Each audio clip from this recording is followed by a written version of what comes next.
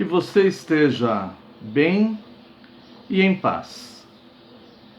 O último estudo que nós demos, o último vídeo que fizemos, nós abordamos a questão dos fariseus. Nós estudamos sobre os fariseus. E vimos que os fariseus, eles eram uma seita que havia na religião judaica e que lançaram diversos fundamentos doutrinários, diversos mandamentos, diversas leis que não procediam de Deus, ou seja, procediam deles mesmos, né? Até lemos Mateus capítulo 23, verso 2, onde o Senhor Jesus diz que os fariseus se sentaram na cadeira de Moisés e lançaram normas para a religião. E essa seita dos fariseus, ela cresceu muito e os fariseus chegaram a dominar, né, toda a religião judaica ali, inclusive o Sinédrio.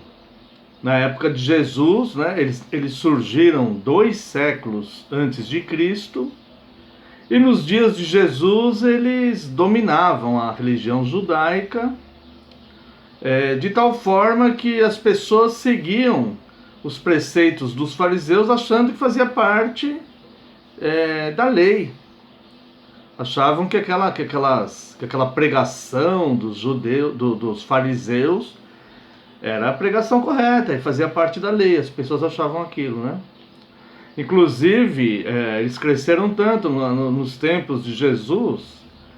Os 2 principais sacerdotes, eles eram fariseus, né? Anás e Caifás. E a semana passada, ou no último vídeo, né, nós abordamos o capítulo 23, as censuras que Jesus fez aos fariseus, né? Nós começamos aqui no verso 13, né? Ai de vós, escribas e fariseus hipócritas, porque fechais o reino dos céus diante dos homens.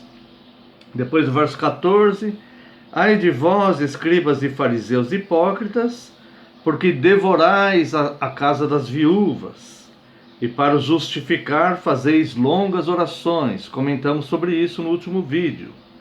Depois o verso 16, ai de vós, guias cegos, que dizeis, quem jurar pelo santuário, né? Isso e aquilo, comentamos também. Depois o verso 23, ai de vós, escribas e fariseus hipócritas, porque dais o dízimo da hortelã, do endro e do cominho, e tendes negligenciado os preceitos mais importantes da lei, a justiça, a misericórdia e a fé. Deveria fazer as 2 coisas sem omitir uma, né?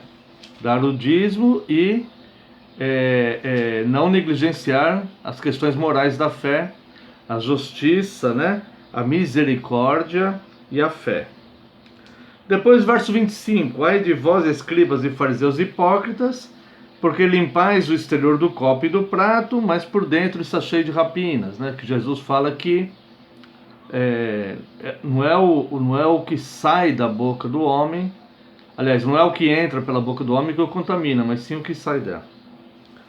Verso 27, ai de vós, escribas e fariseus hipócritas, porque sois semelhantes aos sepulcros caiados, ou seja, eles tinham aquela aparência de purificação, de limpeza por fora, mas por dentro havia morte ali, podridão, essas coisas, né?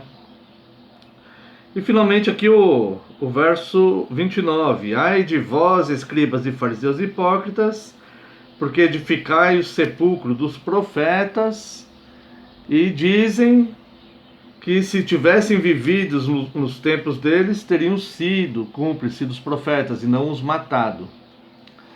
Então Jesus também censura isso, né, como uma falsa veneração. Neste capítulo, faltou o verso 15, a semana passada, que nós deixamos para fazer neste vídeo aqui, que é o proselitismo. Então, entre tantas coisas que os fariseus criaram de errado e lançaram sobre a fé judaica, a religião judaica, e que não provinha de Deus, Jesus aborda a questão do proselitismo. E o proselitismo nós deixamos aqui para este vídeo, foi importante fazer isso, Porque, embora os fariseus, eles não pertenciam à igreja de Cristo, eles pertenciam à religião judaica, eles eram uma seita da religião judaica, né? Embora os fariseus não pertencessem à igreja de Cristo, o ato do proselitismo, ele existe até hoje. Não só na igreja de Cristo, em várias áreas da sociedade existe o proselitismo. E Jesus censura o proselitismo na fé.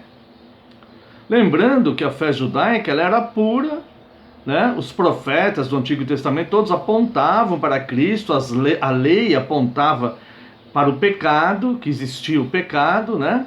O sacerdócio levítico, todo aquele ato, aqueles 613 itens da lei, todas aquelas coisas que aconteciam ali, os profetas apontavam para Cristo. Então, religião judaica pura, apontando para Cristo. E os fariseus então introduziram, né, uma série de coisas que não propriamente não procediam de Deus. E aqui no capítulo 23, no verso 15, o Senhor Jesus ele aborda a questão do proselitismo. E nós deixamos para hoje então, porque o proselitismo, de fato, é algo que existe hoje, inclusive no meio da igreja de Cristo, tá? Uma análise rápida do que é o proselitismo. O proselitismo é o esforço ou o empenho para atrair alguém para um partido, ou para atrair alguém para um sistema de ideias, o empenho para fazer alguém se tornar um adepto de algum tipo de pensamento, alguém para seguir algo, todo o esforço de se fazer alguém seguir algo, tá? Por exemplo, um proselitismo muito comum hoje, que nós vemos nas redes sociais, vem daquele grupo de pessoas que combatem a igreja organizada, né? Então essas pessoas, nas redes sociais, eles fazem questão de se dirigirem aos membros das igrejas e combatem a igreja. Eles falam que eles são cristãos, só que eles não pregam o evangelho. Eles pregam a ideia particular que eles têm de combate à igreja. Então, eles combatem as doutrinas da igreja. Eles pegam alguma parte da Bíblia, omitem outras, e aquela parte que eles pegam, normalmente eles pegam só o sacerdócio levítico, omite o sacerdócio atual, e, enfim, pegam partes só seletivas da Bíblia, tudo para defender as suas próprias ideias, combatendo a igreja organizada, né? Então isso não é essa pregação não é a pregação do evangelho, isso é um proselitismo. A intenção aí é fazer com que pessoas concordem com eles e se tornem do grupo deles, né? Então, isso é proselitismo. A pregação do evangelho é anunciar que Deus se fez um de nós. A pregação do evangelho não é forçar ninguém a fazer parte da nossa igreja. A pregação do evangelho genuína, ela é anunciar que Deus se fez um de nós, que Cristo veio em carne e que ele fez o sacrifício vivo na cruz, derramou o seu sangue para purificar os nossos pecados. Então a mensagem do evangelho é que Deus se fez um de nós, veio a este mundo com a mensagem: arrependa-se dos seus pecados, porque é chegado o reino de Deus. Então pregar o evangelho é pregar que Deus se fez um de nós, morreu na cruz para derramar sangue, porque a lei exigia que sem sangue não há remissão de pecados. Então o próprio Deus se fez um de nós para ter uma vida sem pecado, uma vida pura, para oferecer um sacrifício aceitável a Deus Pai. Então o Deus Filho veio, morreu na cruz, e na cruz, no sacrifício da cruz, ele conquistou para todo aquele que nele crê expiação e propiciação. A minha igreja está cansada de saber, né? Mas como estou fazendo um vídeo, eu vou explicar, talvez você esteja vendo aqui pela primeira vez e não saiba. Nós não sabemos tudo, né? Nós temos que aprender. Muitas pessoas não sabem o que é expiação e propiciação. Expiação é o ato de cancelar os pecados, e propiciação é o ato de alcançar paz com Deus. para evitar a ira de Deus que virá sobre o pecado, aquelas pessoas que estiverem em pecado. Então, na cruz, Cristo conquistou expiação e propiciação. Essa é a pregação do Evangelho, que Deus fez um de nós e que ele morreu na cruz para salvar aquele que crê. Arrependei-vos, porque é chegado o reino dos céus. E o proselitismo é o esforço, o empenho de tornar alguém adepto daquilo que você crê, de um conjunto de ideias, de um pensamento. Então a pessoa se empenha, se esforça ali para fazer aquela pessoa seguir lá, ou frequentar determinada seita, ou frequentar um grupo que tem a mesma ideia, né? Ou fazer, tirar pessoas das igrejas organizadas para fazer parte do seu grupo que combate a igreja e tal. Isso é proselitismo, né? Então a pregação do Evangelho, se você é cristão, seja da denominação que você for, qualquer denominação, se você é reformado, se você é pentecostal, se você qualquer outra ramificação, se você é qualquer ramificação da Igreja de Cristo, se você quer pregar o Evangelho, você pregue a cruz, que Deus se fez um de nós e que temos que nos arrepender dos nossos pecados, porque é chegado o reino dos céus. Pregar o sacrifício de Cristo na cruz. Quem convence o indivíduo é o Espírito Santo. Então, nós não precisamos fazer proselitismo. Nós pregamos o Evangelho e anunciamos a verdade bíblica, não é? E as pessoas, então, aqueles que forem para aceitar, vão aceitar. E aqueles que forem para perseguir a igreja, vão perseguir. Então, nós não fazemos esforço, empenho para fazer adeptos. Não, nós pregamos o Evangelho, né? Aquela pessoa que tiver contato com a palavra de Cristo e falar, puxa, eu concordo com isso, eu quero abraçar essa fé, eu quero viver esse amor fraterno. Então essa pessoa, ela vai sendo aí acompanhada, né, pelos outros cristãos e direcionada aí na leitura bíblica, na fé, para ir aprendendo, né, da mensagem de Cristo exposta nos evangelhos. Mas não fazemos proselitismo de forma alguma. Só pregamos o Evangelho. Então aqui em Mateus capítulo 23, verso 15, o Senhor Jesus faz a censura aos fariseus, como ele fez no capítulo inteiro, de forma dura, né, chamando eles de hipócritas e tal. Jesus, aqui no verso 15, ele se refere ao proselitismo. Ai de vós, escribas e fariseus hipócritas, porque rodeais o mar e a terra para fazer um prosélito. E uma vez feito, o tornais filho do inferno 2 vezes mais do que vós. Então Jesus está dizendo aqui que o resultado do proselitismo, no caso aqui dos fariseus, era que a pessoa se tornava filho do inferno. Porque esse proselitismo afastava a pessoa da fé. Porque a pessoa começava a seguir as ideias, aquele conjunto de ideias dos fariseus, embora aquelas ideias parecessem que eram as doutrinas da fé que eles tinham, mas não era. Eles tinham a Torá, a Taná, eles tinham as escrituras do Antigo Testamento aqui, né? Mas eles não seguiam, eles seguiam o que falavam os fariseus.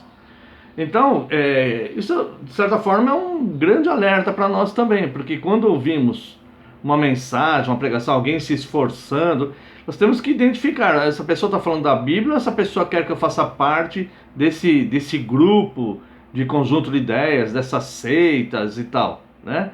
Se a pessoa te pregar o Evangelho da cruz, eu, sinceramente, eu tenho gratidão antes da minha conversão, pelas pessoas que me pregaram Cristo, me pregaram a cruz. Eu consegui, de certa forma, identificar pessoas que queriam me tornar adepto de algum pensamento, ali, filosofia, né? E consegui perceber pessoas que me evangelizaram, né? Que pregaram. A minha esposa foi uma que me evangelizou, pregou para mim o Evangelho da cruz, Cristo, salvação em Cristo, o sacrifício de Cristo. Então eu tenho gratidão pelas pessoas que me evangelizaram, né? Eu fui também evangelizado numa empresa que eu trabalhava, por uma família ali, umas pessoas, né, que eram... nem vou citar o nome da igreja para não, né? mas de uma igreja muito bem conceituada, né? E me pregaram o evangelho. Então eu abracei a fé, porque me converti a Cristo. Em determinado momento fui alcançado pela graça, né? Mas nenhum deles me quis tornar adepto de um conjunto de regras, de pensamentos, nada. Falaram de Cristo. Tá? Então aqui no verso 15, a censura, como todas as outras censuras que nós vimos, ela é gravíssima, duríssima, forte, né? Ai de vós, escribas e fariseus hipócritas, porque rodeais o mar e a terra para fazer um prosélito, e uma vez feito, o tornais filho do inferno 2 vezes mais do que vós. Então, cuidado com o proselitismo. Cuidado com o proselitismo. Se a pessoa vier te falar de Cristo, a cruz, o sacrifício, a salvação, que bom que essa pessoa está falando isso. Essa pessoa está amando você. Ela está te dando palavras de vida, seja ela da denominação que ela for. Se ela estiver te falando de Cristo, do sacrifício de Cristo, a necessidade que temos do sacrifício de Cristo para a remissão dos nossos pecados, para o perdão dos nossos pecados, essa pessoa está te falando de vida. E como eu disse, eu agradeço aqueles que me falaram de Cristo. Se a pessoa está querendo te forçar a seguir alguma seita aí, algum grupo de ideias para combater alguma coisa, uma ideologia dentro da fé cristã, pense 2 vezes para ver se condiz com as escrituras de fato o que essa pessoa está te falando. Então temos o proselitismo e temos a pregação do evangelho. São 2 coisas diferentes, mas que às vezes podem até se parecer iguais, né? Mas eu creio que com isso que eu te falei aqui, você fica afiado para entender qual é a pregação do evangelho, né? E depois de convertido, os ensinos apostólicos ali do Novo Testamento, né? As práticas da vida cristã, o amor fraterno, o perdão, a compreensão, né? O exercer misericórdia, amar a Deus acima de todas as coisas, amar o próximo como a ti mesmo. O conjunto aí de mandamentos morais que Cristo nos deixou, tá? Bom, os fariseus, então, eles valorizavam mais as tradições que eles mesmos criaram do que as escrituras. E isso gerou o proselitismo que eles pregavam, né?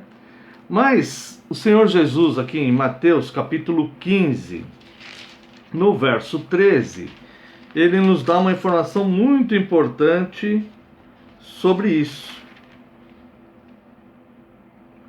Olha só o que Jesus diz aqui.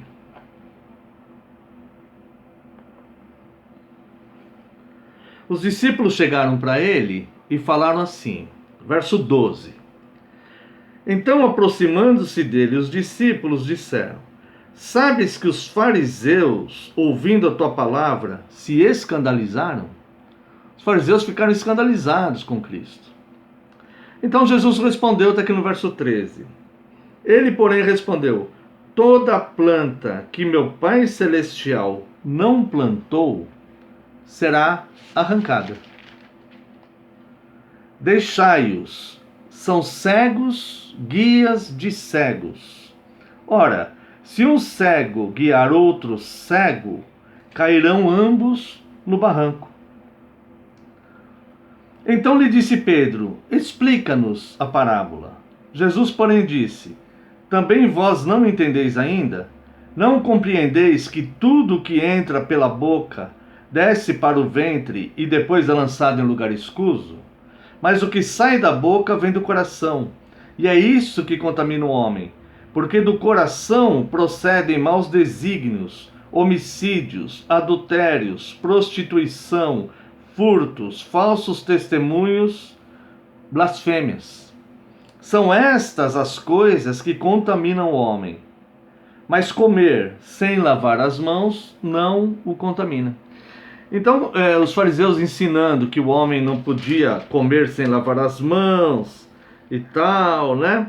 Uma série de coisas que os fariseus ensinavam. Jesus censurou aquilo, os fariseus se escandalizaram porque eles estavam fazendo seu proselitismo, ensinando essas regras que não procediam de Deus. Os judeus então se escandalizaram quando Jesus bateu de frente ali com o proselitismo deles. E os discípulos falaram para Jesus, eles se escandalizaram. Então Jesus diz algo muito importante que eu quero que você perceba com teu espírito isso. E guarde com a tua mente. Jesus disse, toda planta que meu Pai Celestial não plantou, será arrancada. Então, se você está aprendendo um falso evangelho, se você está aprendendo um proselitismo, se você está aprendendo um conjunto de regras de alguma seita, de algum grupo de pessoas que teve lá uma ideia ou discordou da igreja por algum motivo, ou não crê totalmente na Bíblia. Hoje em dia tem pessoas que falam que a Bíblia não é a palavra de Deus, mas que a Bíblia contém a palavra de Deus. Isso é proselitismo, porque a Bíblia diz que toda a Escritura é inspirada por Deus, toda ela. Não é que ela contém a palavra de Deus, é que ela é a palavra de Deus, né? Então quando a pessoa fala que a Bíblia não é a palavra de Deus, a Bíblia contém, ela está te fazendo um proselitismo, ela está vindo com proselitismo para cima de você. E se você está se deixando enredar pelo proselitismo, saiba que toda planta, Jesus disse isso, toda planta que o Pai Celestial não plantou, será arrancada. Vai ser arrancada. Não vai te servir. E quando se arranca, dói. E pode trazer consequências nefastas. Porque quando ele arrancar, se você estiver enraizado no que Deus não plantou, você será arrancado. Em João capítulo 15, fala que Jesus é a videira verdadeira e o Pai é o agricultor. Se o ramo não tiver enxertado na videira, ele não pode produzir fruto. Ele não vai produzir fruto. Ele está morto. Se o ramo tiver enxertado na videira, mas não produzir fruto, ele é arrancado e lançado fora para ser queimado. Então, se você não está abraçando a fé genuína em Cristo, que é ensinada principalmente no Novo Testamento, mas se você está sendo enredado por proselitismo aí de um grupo de pessoas ou instituições, cuidado, porque se Deus não plantou isso, vai ser arrancado. Pode ser que as palavras sejam duras, né? Pode ser, mas Jesus foi duro com os fariseus e esse estudo com os fariseus é duro. A gente não pode fugir daquilo que está escrito, daquilo que Jesus nos ensinou, daquilo que Jesus falou, né? Então, mesmo que alguém se escandalize com isto, ainda assim o Pai Celestial vai arrancar. Então, qual que é o remédio, qual que é a segurança que temos, qual que é o comportamento padrão para evitarmos o proselitismo? É meditar nas Escrituras. As Escrituras, elas são a palavra de Deus revelada ao homem. A Bíblia, ela é a palavra de Deus revelada ao homem. Não tem nada que ofereça mais segurança do que a Bíblia. Quem fala por Deus é a Bíblia. Não é nenhuma pessoa, não é nenhum pastor, não é nenhum padre, não é nenhum bispo, não é nenhum líder de religião nenhuma, não é nenhuma pessoa que tem vários adeptos. Ninguém, absolutamente ninguém. Quem fala por Deus é a Bíblia, somente a Bíblia. A Bíblia é a palavra de Deus. E é só na Bíblia que você tem segurança. Então você estude a Bíblia. Uma outra coisa, as doutrinas bíblicas, elas têm harmonia entre elas. Então, se tem alguma passagem na Bíblia que você vê de um jeito e em outra passagem de outro jeito, você estude, porque tem que haver uma harmonia ali para você entender bem. Nós não podemos ficar selecionando uma parte de cá e outra de cá. Então, a Bíblia é a autoridade final. Ela é suficiente. E é prazeroso estudar a Bíblia. A única segurança que temos é a Bíblia, né? Se você faz parte de uma boa igreja, onde você tem um bom pastor que te ensine as Escrituras, como elas são, dê graças a Deus, porque nos dias de hoje já está ficando raro, né? O Senhor Jesus já está voltando e a apostasia já está instalada. A apostasia é as pessoas se afastando do Evangelho, mesmo dentro de muitas igrejas por aí. Então, claro que ainda existem muitas igrejas fiéis e que honram a Cristo, né? As doutrinas elementares da fé cristã são preservadas. Então existe muita igreja fiel que honra a Cristo. Se você tem um bom pastor que te orienta no ensino das Escrituras, dê glória a Deus. Dê glória a Deus. Fique feliz, né? Agradeça a Deus porque Deus está te abençoando. Deus está abençoando sua vida. Isso é providência de Deus para você. Porque muitas pessoas vão ser condenadas porque estão abraçando o ensino errado. Houve certo teólogo, uma vez, eu não me recordo bem quem foi, por isso que eu não vou citar o nome, teólogo antigo aí, de muitos séculos atrás. Ele disse uma vez, se Deus quer abençoar uma igreja, ele dá um pastor bíblico. Mas se Deus quer amaldiçoar as pessoas, aí ele coloca ali um falso profeta para desviar essas pessoas desse caminho. Então tomem muito cuidado, cuidado com o proselitismo, tá? E não deixe enredar os seus pés na pregação do falso evangelho. A única segurança que temos é a Bíblia, porque não dá para ficar, nos dias de hoje, como tem muita falsa doutrina sendo pregada, não dá para ficar explicando uma por uma o tempo todo para todas as pessoas, né? Então tem que partir da pessoa essa iniciativa dela conhecer o mínimo necessário da Bíblia, né? As principais doutrinas para salvação, né? A principal é aquela que eu falei no começo, é Cristo, a cruz e o sacrifício, tá? Essa é a pregação do Evangelho, tá bom? E depois aprendendo o amor cristão, que é a fé cristã é uma fé moral, são elementos morais, amor, paz, comunhão, compreensão, perdão, fazer misericórdia, ter misericórdia das pessoas, esse tipo de coisa aí, tá bom? Não tem nada material aí para te desviar. Então os fariseus, concluindo o nosso estudo, né, eles seguiam a tradição, eles praticavam proselitismo, eles buscavam ser honrados, eles amavam o dinheiro, né? Aquela passagem que fala que eles devoravam a casa das viúvas e para justificar faziam longas orações, né? Eles aproveitavam que a pessoa estava passando uma dificuldade e tentavam tirar alguma coisa de lá.